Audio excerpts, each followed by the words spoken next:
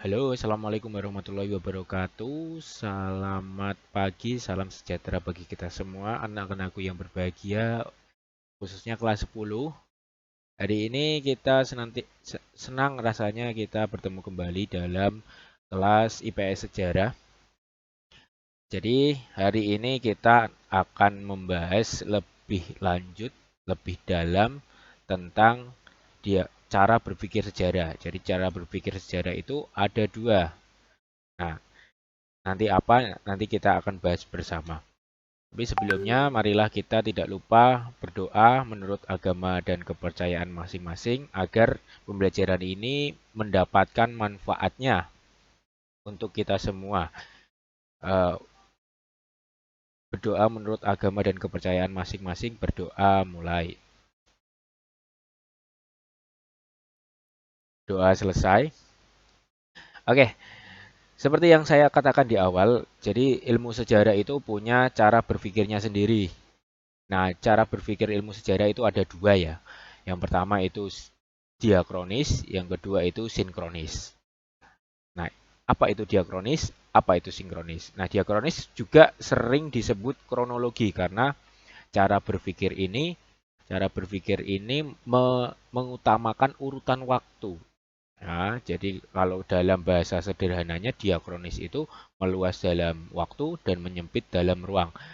Nah, sedangkan sinkronis itu kebalikan dari diakronis. Sinkronis itu menyempit dalam waktu tapi meluas dalam ruang. Nah, maksudnya apa itu kita pelajari bersama.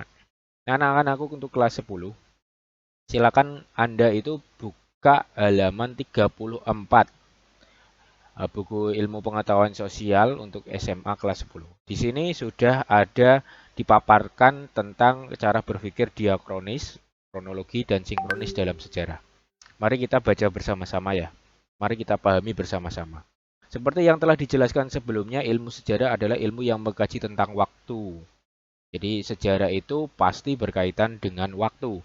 Ilmuwan sosial bernama John Galtung dalam bukunya yang berjudul Theory and Method of Social Research tahun 1966 berpendapat bahwa sejarah adalah ilmu diakronik atau ilmu diakronis. Dan ilmu sosial lainnya adalah ilmu sinkronis. Sebagai ilmu yang diakronis, Kunto Wijoyo 2008 menjelaskan bahwa sejarah adalah ilmu yang mempelajari gejala-gejala yang memanjang dalam waktu, terbatas dalam ruang. Nah, ini kamu bisa catat di buku ya. Pengertian tentang diakronis. Ini menurut Kunto Wijoyo kita bisa ambil bahwa sejarah itu adalah ilmu yang mempelajari gejala-gejala yang memanjang dalam waktu tetapi terbatas dalam ruang. Sebagai contoh penelitian sejarah yang diakronis dalam perubahan sosial dalam masyarakat agraris Madura 1850 sampai 1940 karya Dr. Kunto Wijoyo, Sejarah Industri Minyak di Sumatera Utara 1896 sampai 1940 karya Dr. Bambang Purwanto, serta masih banyak contoh-contoh karya lain dari ahli sejarah Indonesia. Jadi, inilah yang dimaksud memanjang dalam waktu. Memanjang dalam waktu, kita lihat di sini ternyata menurut penelitian dua peneliti, Kunto Wijoyo dan Bambang Purwanto, di sini berpikir sejarah itu melihat waktu dari 1850 sampai 1940, berapa tahun itu? Kemudian 1895 sampai 1940. Inilah yang dimaksud memanjang dalam waktu. Tapi terbatas dalam ruang. Maksudnya gimana? Di sini hanya menjelaskan ruang dari ini masyarakat agraris Madura yang penelitinya Kunto Wijoyo, kemudian eh, yang penelitinya Bambang Purwanto itu hanya menjelaskan Sumatera Utara. Nah, itu yang dimaksud terbatas dalam ruang. Nah, itu ya. Satu, kita sudah belajar tentang diakronis. Kita lanjutkan. Nah, ini tadi bukunya. Lalu kita perhatikan dua contoh tersebut. Rentang waktu dari 1850 sampai 1940 pada contoh pertama dan dari tahun 1896 sampai 1940. Pada contoh kedua menunjukkan rentak waktu yang panjang tetapi terbatas dalam ruang, yaitu hanya wilayah Madura pada contoh 1 dan wilayah Sumatera pada contoh kedua. Nah, ini kan tadi yang saya bilang benar kan? Hal inilah yang membedakan dari penelitian ilmu sosial yang sinkronis seperti sosiologi, ilmu politik, antropologi, dan ilmu ekonomi.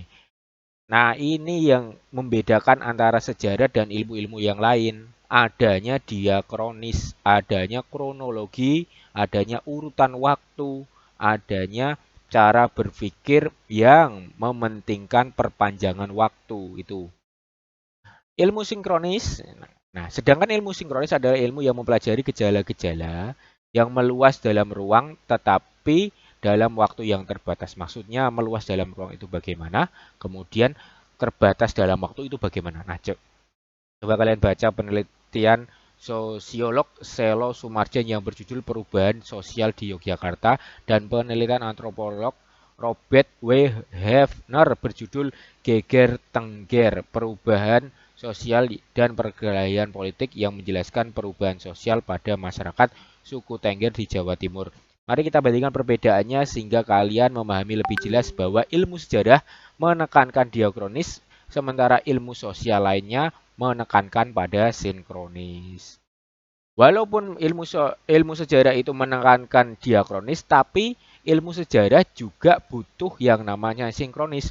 Kenapa? Karena sejarah juga masuk dalam ilmu sosial gitu loh. Itu yang dimaksud diakronis dan sinkronis. Kita coba dalami lagi. Berdasarkan dua perbandingan tersebut, dapatkah kalian memahami bahwa sejarah itu diakronis yang menjelaskan berbagai peristiwa masa lalu dalam rentang waktu yang panjang? Sebagai ilmu diakronis, ilmu sejarah menekankan proses dan dinamika suatu peristiwa di masa lampau berdasarkan perkembangan, perubahan, kesinambungan, dan pengulangan. Dapatkah kalian mencari contoh lain? Contoh apa itu yang harus kalian coba nanti dicari di internet ya. Kemudian kronologi. Nah, apakah sama? Apakah beda sama diakronis? Kita coba lihat. Sebagai ilmu diakronis menurut Z 2018 ilmu sejarah menjelaskan perubahan dalam lintas waktu yang disampaikan secara berurutan dari waktu yang paling awal hingga yang paling akhir. Artinya ilmu sejarah diakronis disampaikan secara kronologis. Kronologi dalam bahasa Inggris berasal dari bahasa Yunani yaitu kronos yang berarti waktu. Merujuk pada kamus Merriam-Webster, kronologi adalah pengaturan atau organisasi setiap peristiwa dalam urutan kejadian. Nah, ini bedanya kronologi dan diakronis. Kalau diakronis tadi adalah cara berpikir memanjang dalam waktu, menyempit dalam ruang.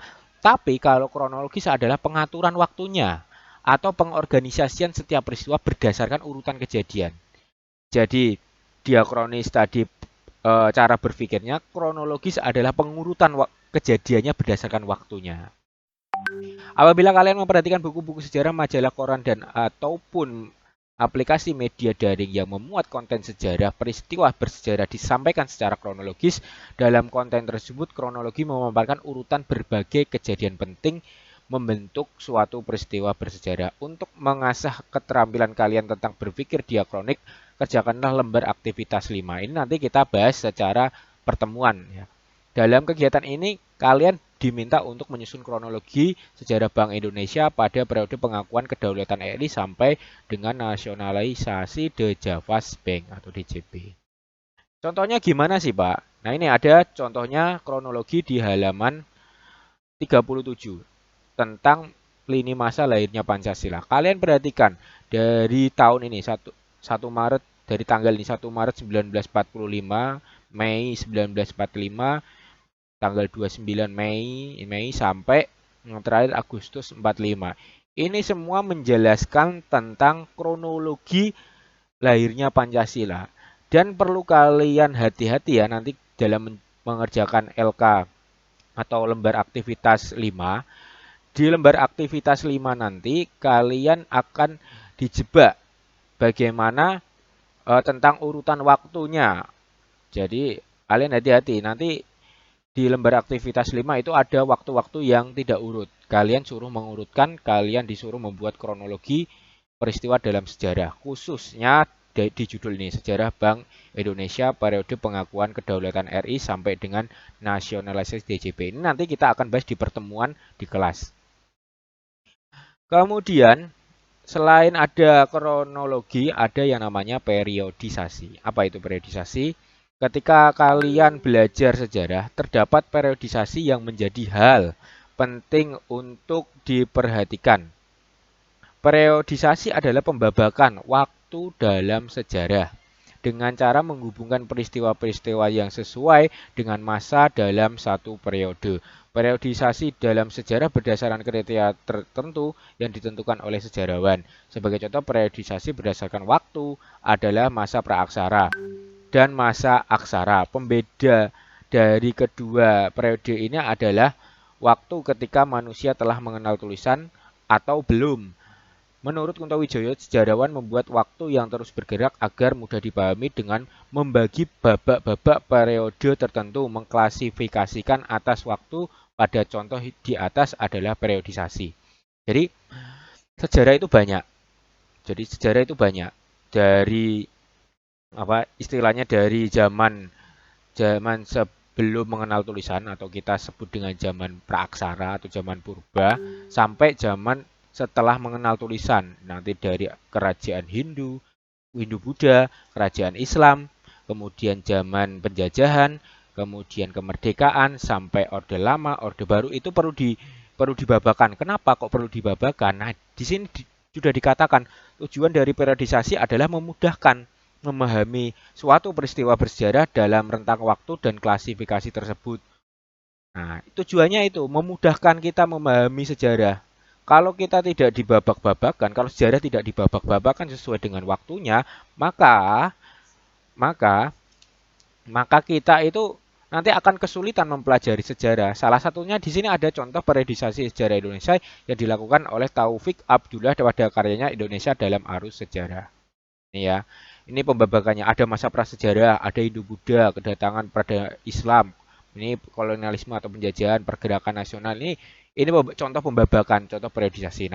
Nanti kita juga di pas waktu di kelas juga kita akan kita akan gambarkan bagaimana periodisasi sejarah Indonesia. Nah, di beberapa sejarah lain juga melakukan periodisasi. Kita langsung ke sinkronis saja ya. Setelah kalian belajar tentang berpikir diakronis melalui berbagai aktivitas belajar di materi sebelumnya, diskusi kita beranjak pada sifat sinkronis. Apakah yang dimaksud dengan sinkronis? Sinkronis secara etimologi berasal dari bahasa Yunani, yaitu sinkronus, yang berarti terjadi secara bersamaan. Seperti yang sudah dijelaskan pada materi sebelumnya, ilmu sejarah memanjang dalam waktu sekaligus juga melebar dalam ruang. Sinkronis dalam ilmu sejarah merujuk pada ruang tempat terjadinya suatu peristiwa atau kejadian yang menjelaskan tentang situasi, kondisi, konteks suatu masyarakat, sebab akibat, korelasi pola hubungan atas suatu peristiwa. Jadi, selain sejarah butuh yang namanya ilmu diakronis yang membedakan dengan ilmu sosial lain, ternyata sejarah juga perlu berpikir sinkronis. Apa itu? Sinkronis yang tadi kita sudah sebutkan, dia adalah memanjang, melebar dalam ruang tapi menyempit dalam waktu. Maksudnya melebar dalam ruang bagaimana? Ruangnya cuma satu.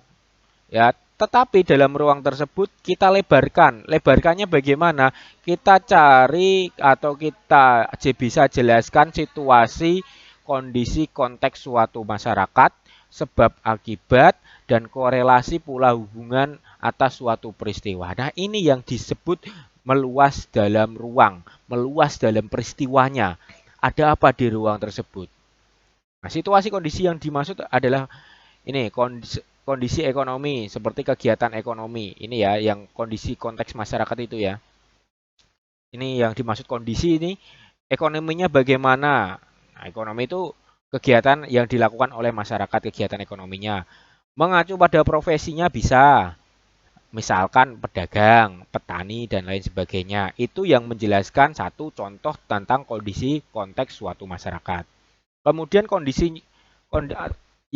yang lain adalah bisa geografis. Geografis itu maksudnya adalah keadaan alam, sumber daya sumber daya alamnya, situasi dan kondisi budayanya, sukunya, tradisinya, kemudian situasi dan kondisi sosial tentang keberagaman sosial ini juga bisa. Selain ekonomi, geografis juga bisa keberagaman sosial, budaya juga bisa pelapisan masyarakat. Meskipun ilmu sejarah dan ilmu sosial lainnya sama-sama bersifat sinkronis diakronis, keduanya memiliki kecenderungan berbeda. Apa bedanya? Ilmu sejarah itu cenderung bersifat diakronis, sementara ilmu sosial yang lain seperti ilmu sosial, humaniora cenderung berbagai ilmu sinkronis. Nah, ini cirinya sejarah. Dia dia memiliki cenderungan atau dia memiliki ciri khas diakronis atau mementingkan urutan waktu. Tapi juga tidak boleh menyingkirkan cara berpikir sinkronis.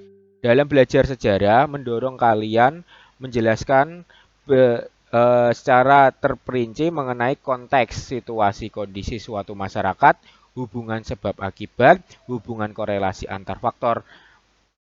Adapun yang dimaksud dari penjelasan situasi, kondisi, konteks dapat kalian jelaskan berdasarkan kondisi ekonomi, adat istiadat, struktur sosial, komposisi penduduk, kondisi politik, aspek-aspek lainnya. Nah, kalian bisa juga ini melihat diagram ini.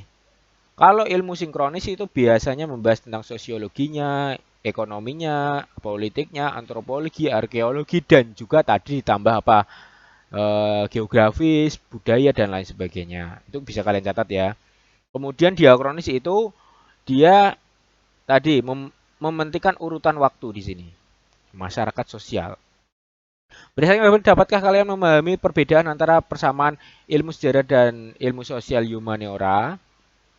Nah, untuk lebih jelasnya kalian ini bisa mempelajari LK6. Ini juga nanti kita akan bahas di kelas.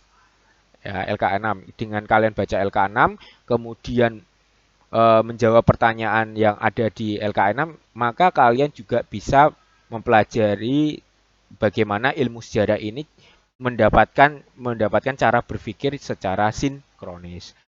Nah itu untuk pertemuan kali ini yaitu tentang